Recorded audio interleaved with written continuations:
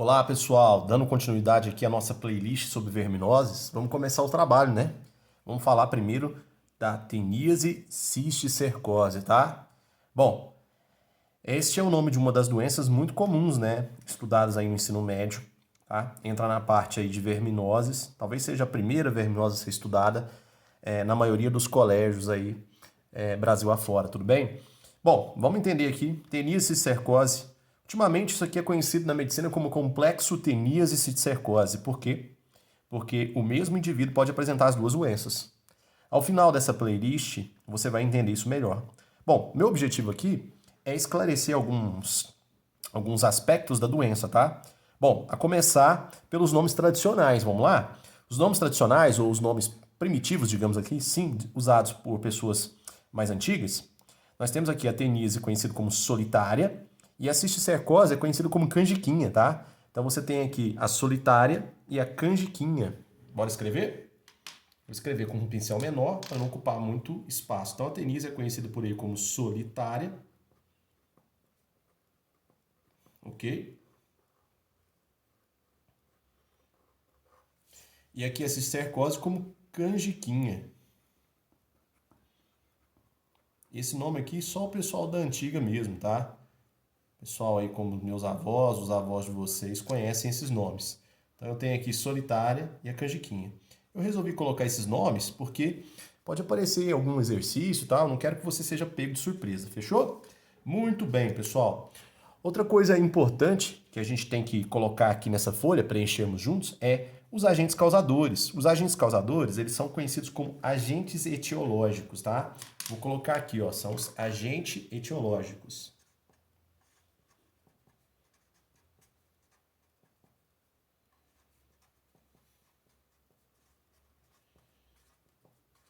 Pessoal, agentes etiológicos são os agentes responsáveis por causar a doença, por causar a parasitose. São os parasitas, tá? Então, agentes etiológicos são os parasitas, tá? Bom, existe uma infinidade de tênias, né? Eu vou dar destaque aqui às tênias que causam prejuízos para a espécie humana e criações animais, tá? Bom, duas se destacam quando o assunto é espécie humana e criações animais. A tênia da carne do porco, conhecida como Taenia solium, e a tênia da carne da vaca, conhecida como Taenia saginata. Então, os agentes etiológicos da teníase cisticercose é a Taenia solium. Pessoal, o nome científico tem que destacar, não se esqueça disso, tá? Mais o que, gente? A Taenia saginata. Taenia solium e Taenia saginata, tá? A Taenia solium é a taenia da carne do quê? Do porco. Anote lá, tá? Carne do porco.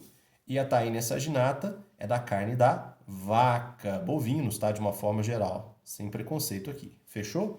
Carne do porco, carne da vaca. Legalzinho, não é? Bom, então o que a gente já sabe até agora? Que a teníase cisticercose é uma das primeiras verminoses estudadas aí, né, Brasil afora. Bom, os nomes comuns são da teníase solitária e da cisticercose, a famosa canjiquinha, ok? Os agentes etiológicos, que são os parasitas, são os principais, né, relacionados, claro, à espécie humana e criações animais. A Taenia solium, que é a tênia da carne do porco, e a Taenia saginata, que é a tênia da carne da vaca. Tudo bem? Tudo bem? Outra coisa que é interessante a gente lembrar são os hospedeiros, né? Vamos colocar aqui os hospedeiros. Quando se trata dos hospedeiros, pessoal, vale lembrar que nessa doença o parasita é um parasita heteroxênico. O que é um parasita heteroxênico? É um parasita, pessoal, que precisa de 2 hospedeiros no mínimo e esses hospedeiros são diferentes, tá? Então vamos colocar aqui os hospedeiros.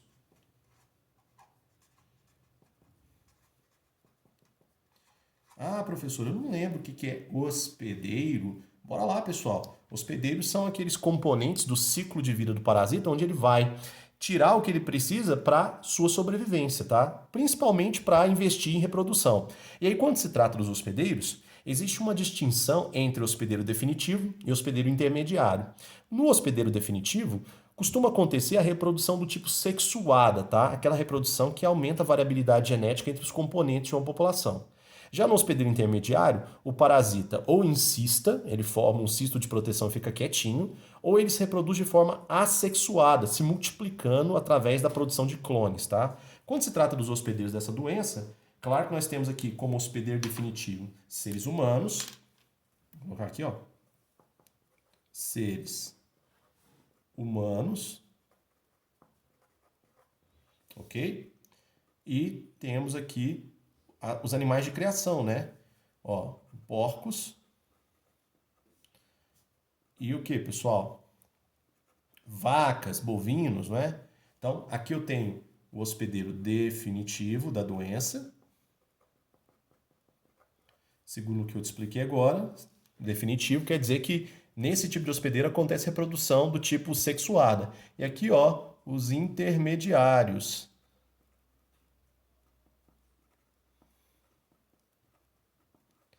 Nos hospedeiros intermediários, você tem ou encistamento do parasita ou simplesmente o aumento do número por reprodução assexuada. Legal, né? Então, está aqui ó, o primeiro conjunto de informações sobre teníase e cercose. Vamos fazer uma setinha aqui para cima para você construir aí as suas informações no seu caderno, para ficar bonito, para ficar show de bola, tudo bem? Lembra que um caderno bem feito, pessoal, é muito bom para o seu processo de ensino-aprendizagem. Aí eu vou puxar outra setinha aqui para baixo, porque eu sou um cara atrevido. E agora a gente vai fazer o seguinte, ó, a gente vai colocar aqui embaixo alguns aspectos importantes, tá? Quais aspectos importantes? Eu vou colocar aqui embaixo sintomas, ok? E profilaxia. Sintoma para a gente ter uma noção do que essa doença aí causa no corpo, tanto do hospedeiro definitivo quanto do hospedeiro intermediário, tá? E profilaxia são algumas medidas que a gente pode adotar para evitar o aumento no número de casos ou mesmo encerrar a doença, quebrar o ciclo dela, tá? Depois que a gente tiver construído essa ficha aqui, nós teremos uma aula exclusiva para o detalhamento do ciclo, tá? Isso aqui então é uma ficha de informações, a gente já tem algumas aqui colocadas. Depois a gente vai fazer uma aula só para detalhar o ciclo, para você ver como acontece a infecção, como acontece a reprodução do parasita, tá? Como o parasita é, a morfologia dele e o que ele pode, né, fazer aí tanto no hospedeiro definitivo quanto no hospedeiro intermediário. Lembrando que o hospedeiro definitivo são seres humanos e o hospedeiro intermediário são animais como porcos e vacas. Fechou? Bora lá? Então vamos lá, vamos entender um pouquinho sobre os sintomas. Então vamos colocar aqui, ó, sintomas. Organize aí o seu caderno, por favor. Eu vou colocar os sintomas aqui, ó, da teníase debaixo do nome teníase e da cisticercose debaixo do nome cisticercose, porque são doenças distintas, tudo bem? Óbvio, existem situações onde o indivíduo pode contrair as duas doenças, mas os sintomas que elas provocam são sintomas distintos. Aliás, a leitura de sintomas, pessoal, é uma coisa muito interessante. A gente chama isso de medicina diagnóstica, né? Quando o médico é capaz de ler os sintomas, ele consegue chegar ao que está causando os sintomas. A gente chama isso de diagnóstico, tá? É o que acontece quando você vai ao médico e descreve o que você está sentindo. O médico faz a leitura dos sintomas que você relatou e chega até o que está causando o problema para eliminar o problema, beleza? Então vamos nessa então. Quando se trata dos sintomas, vamos colocar alguns sintomas aqui, ó, com relação à teníase primeiro. Gente, a teníase, vocês vão perceber lá no ciclo, que ela é causada por um verme intestinal, que rouba nutrientes. Então vou colocar aqui no topo da lista, ó, desnutrição. Desnutrição, beleza? A desnutrição é um sintoma muito comum quando se trata da teníase, principalmente se a teníase está atingindo uma criança, tá? Bom, associada à desnutrição, pessoal, eu quero colocar aqui, eu vou até mudar a cor da caneta, porque é um tópico muito importante, tá? Vou mudar a cor da caneta para ficar mais fácil para vocês entenderem. Ó, vou colocar aqui, ó, anemia perniciosa. O que é isso, professor? Anemia perniciosa. Gente, toda vez que você lê a palavra anemia, eu quero que você lembre que é um problema relacionado a massas, tá? Quando se trata da anemia perniciosa, a anemia perniciosa é causada por uma carência vitamínica. Lembra que o primeiro aspecto aqui, ó, o primeiro sintoma é a desnutrição? Bom, dentre os nutrientes que as tênias adoram roubar, tem uma vitamina que a gente chama de vitamina B12. A vitamina B12 é uma vitamina do complexo B, obviamente, né, B12, e ela é tecnicamente chamada de Cianocobalamina. Gente, essa vitamina ela é crucial, ela é essencial para você produzir um número bacana de hemácias, tá? Hemácias são aquelas células vermelhinhas, as nossas células sanguíneas, né? Vou até fazer uma bolinha aqui para você lembrar. As nossas células sanguíneas, aquelas células vermelhinhas que ficam circulando no nosso sangue, né? Aqueles disquinhos vermelhos. Na falta, pessoal, de B12, a sua medula vermelha, que é responsável pela produção dessas hemácias, não consegue produzir uma quantidade satisfatória. E aí você desenvolve um quadro que ficou conhecido na medicina como anemia perniciosa, ok? Bom, além disso, pessoal, pode acontecer isso aqui, ó. Pode acontecer obstrução ou bloqueio, vou colocar aqui, ó, bloqueio intestinal. Por que bloqueio intestinal? Vocês vão ver isso melhor lá na aula de ciclo, tá? As tênis, elas costumam ser bem grandinhas, tá? Bom, apesar de elas serem fininhas, elas são bem grandes. A tênia solium, por exemplo, ela pode atingir aí 2 metros, 2 metros e meio de comprimento. Já a tênia saginata pode alcançar 20 metros de comprimento, é um bicho grande.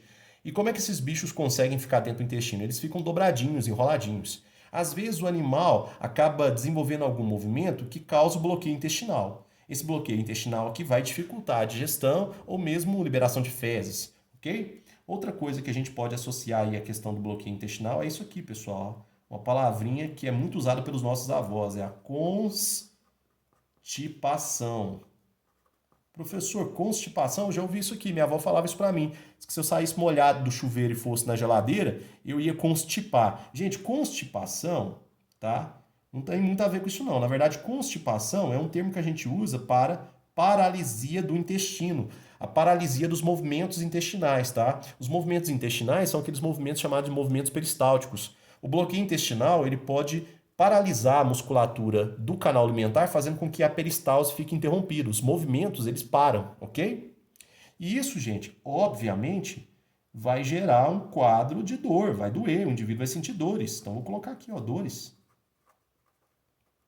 Beleza? Além das dores, para encerrar a nossa lista aqui, não ficar muito extensa, eu vou só até aqui, a gente pode colocar aqui, ó, uma coisa que acontece, tá? Hemorragias. Hemorragias? Como assim, professor? Hemorragias. As hemorragias são aqueles vazamentos de sangue, né? Por causa de alguma lesão no vaso sanguíneo. Vocês vão perceber que algumas tênias apresentam estruturas que podem lesionar a parede intestinal, gerando quadros hemorrágicos. Não são hemorragias muito graves, mas são hemorragias, tá? Inclusive, pode ser até percebido sangue nas fezes do indivíduo. Então, esses aqui são um dos principais sintomas relacionados à teníase, tá? Agora a gente vai ver os sintomas relacionados à cisticercose. Gente, a cisticercose, ela é uma doença causada pelas larvas das tênias, tá?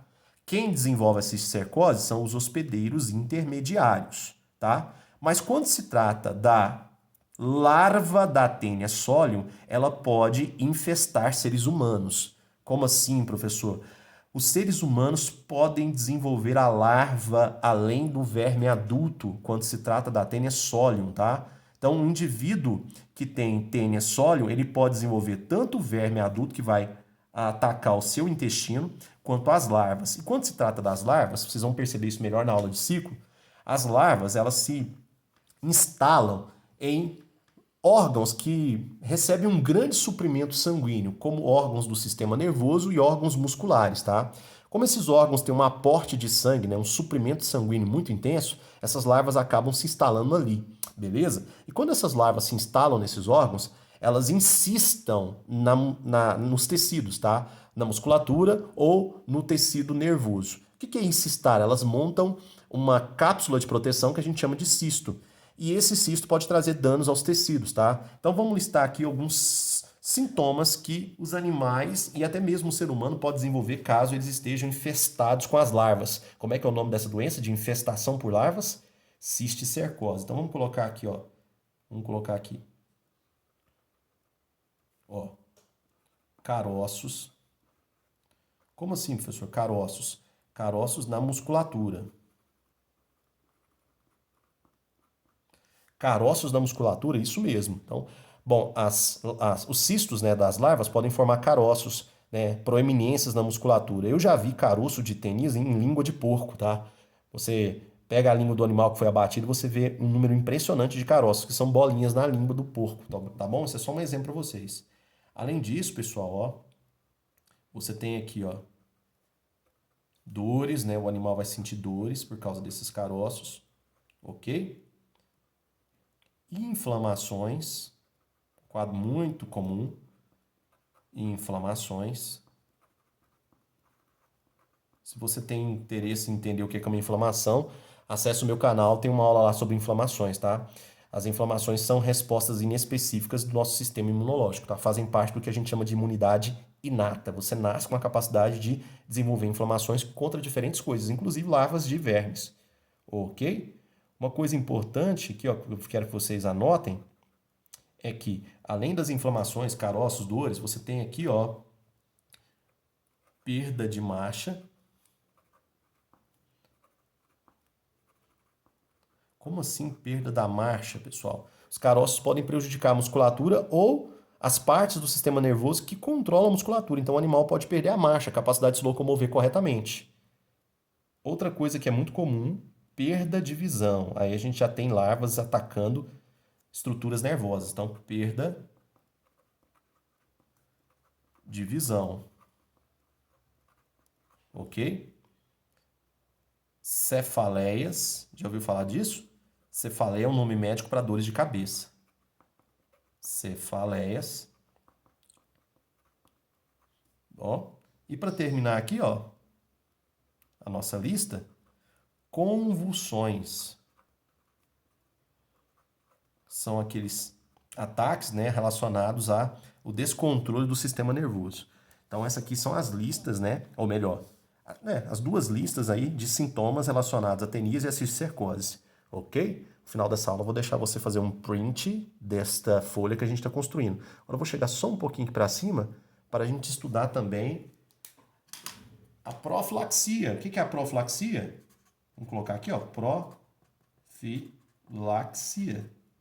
Profilaxia, pessoal, é a prevenção, né? É um conjunto de medidas que a gente pode adotar para evitar a doença, ok? Evitar o aumento do número de casos ou simplesmente erradicar a doença, tá? Existem algumas medidas profiláticas que são tão boas que elas são usadas para erradicar as doenças, né? Por exemplo, vacinas, por exemplo, saneamento básico, trabalho de informação, divulgação de informação para que as pessoas possam conhecer os parasitas e evitar, né, a infecção ou evitar lugares onde esses parasitas possam causar infecção. Então, tem um número muito grande de medidas profiláticas que a gente pode usar para evitar doenças. No caso da teníase cisticercose, eu acho que no topo da lista a gente pode colocar saneamento básico, tá? Eu vou colocar reticências aqui, porque se você lembrar de mais informações, você pode acrescentar aqui nos seus estudos, ó. Então vamos colocar aqui, ó, o saneamento. Opa, escrevi errado aqui. Saneamento básico. Saneamento básico, tá? O que mais que a gente pode colocar aqui, que é importante, pessoal? Uma medida individual, tá? Vocês vão perceber que lá na aula de ciclo eu vou mostrar como acontece a infecção. A infecção é por ingestão de carne mal passada. Então, vou colocar aqui, ó, bom preparo do alimento. Ok? Vou chegar aqui um pouco para cima para ficar mais fácil para vocês enxergarem. Além do bom preparo do alimento, pessoal, a gente pode, ó, colocar aqui a ação de vermifugação. A ação de vermifugação visa matar as larvas ou mesmo os vermes adultos, tanto nos indivíduos conhecidos como hospedeiros definitivos, quanto nos hospedeiros intermediários, tudo bem? Além disso, a gente pode colocar aqui, ó, inspeção fiscal sanitária. A inspeção fiscal sanitária, pessoal, de fazendas, né, que fornecem proteína animal, de abatedouros, né, os matadouros, de casas de carne ou açougues. Bom, com o selo de inspeção fiscal sanitária, isso reduz bastante o risco de propagação ou disseminação de doenças, tudo bem? Bom, o número de medidas profiláticas é gigantesco, tá? Mas eu vou colocar aqui na forma de reticência para que você tenha liberdade na sua casa de pesquisar mais algumas medidas profiláticas e acrescentar na sua aula. Tudo bem? Então, fazendo um resumo aqui, ó, vou deixar aqui para você poder tirar um print dessa tela. Ó, ficou bem legal. Fazendo um resumo rapidinho dessa ficha de informações que vocês estão vendo aqui. A teníase cercose é causada por vermes conhecidos como tênias, tá? Bom, as tênias que afligem mais a espécie humana são tênia sólio e tênia saginata. Esses são os agentes etiológicos. Esse termo aqui a gente usa para indicar o parasita, o causador da doença. Os hospedeiros, que são aqueles componentes do ciclo do parasita, são dois: o hospedeiro definitivo, seres humanos, intermediários, porcos e vacas, tá bom? Com relação aos sintomas, existe uma lista extensa de sintomas. Eu listei para vocês aqui os mais importantes, os que mais caem em exercícios e textos de biologia. Quando se trata da teníase, a gente tem desnutrição, principalmente desnutrição ligada à vitamina, por exemplo, a vitamina B12. Anemia perniciosa, que eu até coloquei com uma cor aqui destacada, porque é muito relacionada à teníase. Bloqueios intestinais, constipação, dores, hemorragias e outros sintomas, tá? Quando se trata da cisticercose, as larvas vão causar esses sintomas, tá? Caroços na musculatura, dores, inflamações, perda de marcha, perda de visão, cefaleias, que são dores de cabeça insuportáveis, convulsões, faltou o tio aqui, perdão, vou colocar aqui. Essas são algumas das listas de sintomas, tudo bem?